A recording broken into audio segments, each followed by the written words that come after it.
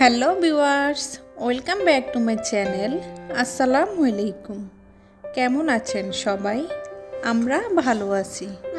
আবারও চলে আসলাম নতুন আরেকটি রেসিপি নিয়ে। আজকে আমি বানিয়ে দেখাবো চুলায় খুব সহজে কিভাবে আপনারা দই বানাবেন। আশা করি আমার আজকের এই রেসিপি আপনাদের কাছে ভালো লাগবে। যদি ভালো লেগে থাকে সবাই আমার সাথে থাকবেন। আমার চ্যানেলটিকে লাইক, কমেন্ট, শেয়ার এবং সাবস্ক্রাইব করবেন আর পাশে থাকা ছোট্ট নোটিফিকেশনের বেল আইকনটি ক্লিক করে দিবেন আমার চ্যানেলের পরবর্তী ভিডিওর আপডেট পেতে। আর যারা আমার চ্যানেলটিকে সাবস্ক্রাইব করে আমার পাশে থেকেছেন তাদেরকে আমার পক্ষ থেকে অসংখ্য ধন্যবাদ। চলুন শুরু করা যাক আমার আজকের রেসিপি। মিষ্টি দইয়ের জন্য এখানে আমি হাফ কাপ টক দই নিলাম। এখন একটা চাটনির উপরে আমি টক দইগুলোকে রেখে দিব যেন টক দইয়ের অবশিষ্ট পানি ঝরে যায়।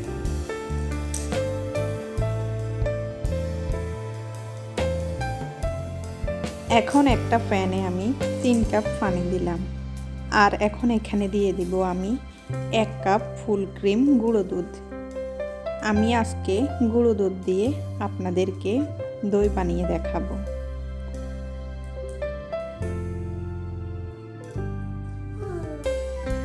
এখন আমি পানির সাথে গুঁড়ো দুধগুলো ভালোভাবে মিক্স করে নেব।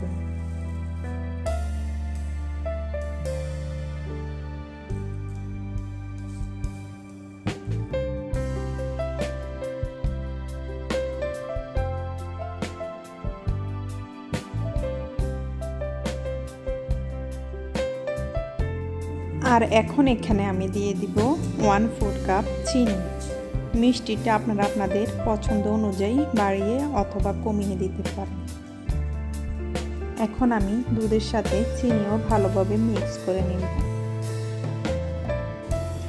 আর এখন এখানে আমি দিয়ে দিব 1 টেবিল চামচ কনডেন্স মিল্ক।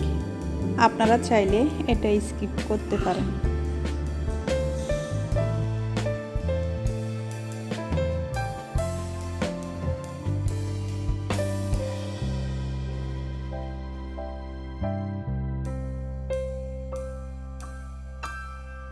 এখন আমি নেড়ে চেড়ে চিনি আর কনডেন্স মিল্ক দুধের সাথে ভালোভাবে মিশিয়ে নিব।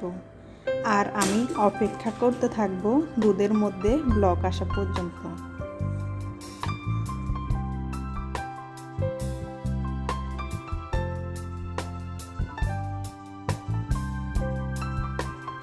দুধের মধ্যে ব্লক চলে এসেছে। এখন আমি দুধগুলো নামিয়ে ফেলব। আর আমি অন্য একটি প্যানে আমি 1/3 কাপ চিনি দিলাম। আর এখন এখানে আমি দিয়ে দিব 1 টেবিল চামচ পানি। এখন আমি এগুলোকে নাড়তে থাকবো যতক্ষণ পর্যন্ত না চিনিগুলো ক্যারামেল না হয়।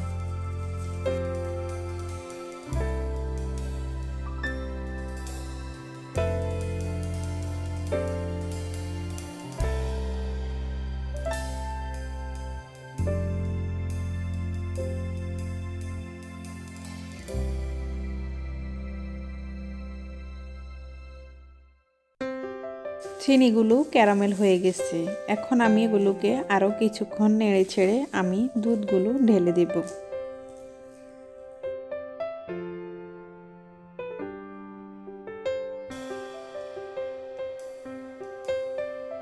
দুধ ঢেলে দেওয়ার পরে ক্যারামেলগুলো এরকম জমাট হয়ে যাবে। এখানে ভয় পাওয়ার কিছুই নেই। কিছুক্ষণ নেড়ে চেড়ে নিলে ক্যারামেলগুলো আবার দুধের সাথে ভালোভাবে মিশে যাবে।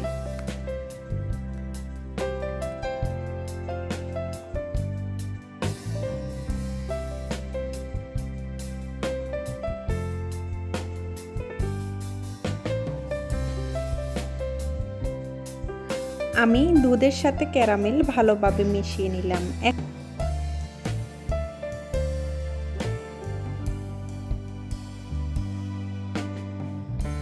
এখন আমি এগুলো নামিয়ে ঠান্ডা করে নিব। দুধগুলোকে এমন ঠান্ডা করতে হবে যেন আপনারা আঙুল ডুবিয়ে রাখলে আঙুল সহ্য করতে পারে।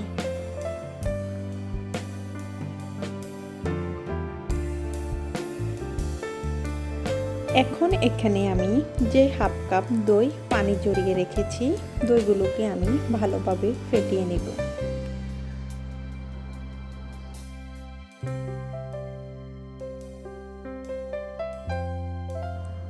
আমি এরকম একটা হ্যান্ড হুইস্কের সাহায্যে দইগুলোকে ভালোভাবে ফেটিয়ে নিলাম।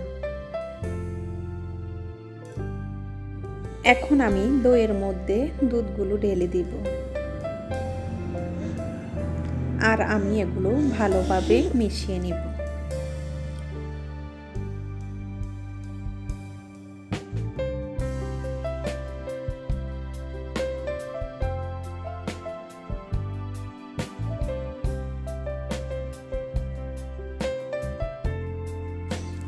দইয়ের সাথে আমি দুধ ভালোভাবে মিশিয়ে নিলাম।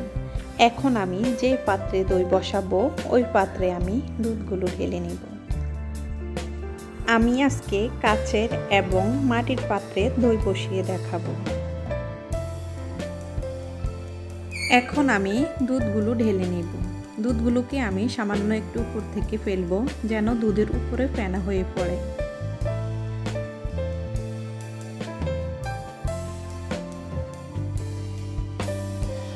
আমি দুইটি পাত্রে দইয়ের জন্য দুধগুলো ঢেলে নিলাম। এখন আমি ফয়েল পেপার দিয়ে মুখটা বন্ধ করে দিব।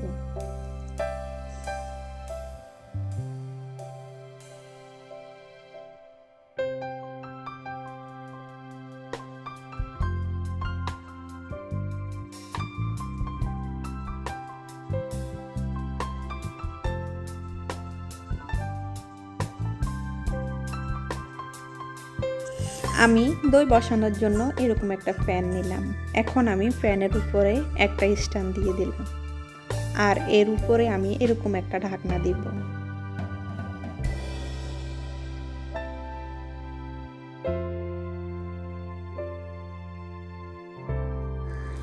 এখন এখানে আমি দিয়ে দিব দই বসানোর জন্য আমি যে বাটিগুলো রেখেছি ওইগুলো।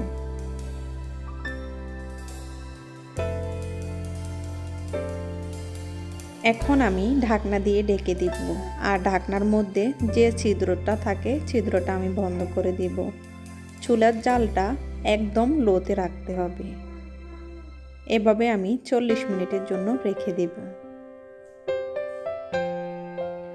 ফিরে আসলাম আমি 40 মিনিট পর। আমার দইগুলো একদম বসে গেছে। এখন আমি এগুলো নামিয়ে ফেলব।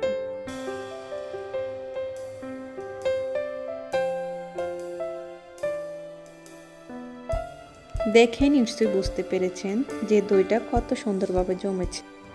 এখন আমি গরম থাকা অবস্থায় আপনাদেরকে কেটে দেখাচ্ছি যে দইটা কতটা পারফেক্ট হয়েছে।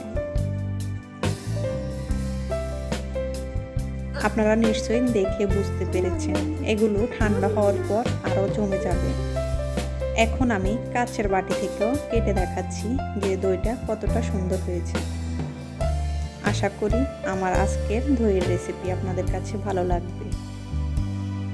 আমার আজকের রেসিপি যদি আপনাদের কাছে ভালো লেগে থাকে তাহলে প্লিজ সবাই একটা লাইক দিয়ে দিবেন আর কমেন্ট করে আমাকে জানাবেন আপনাদের কাছে কেমন লেগেছে।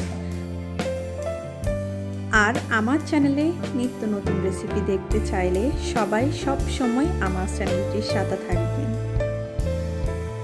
আর কেউ যদি আজকে প্রথম আমার চ্যানেলে এসে থাকেন তাহলে প্লিজ সাবস্ক্রাইব করতে ভুলবেন না।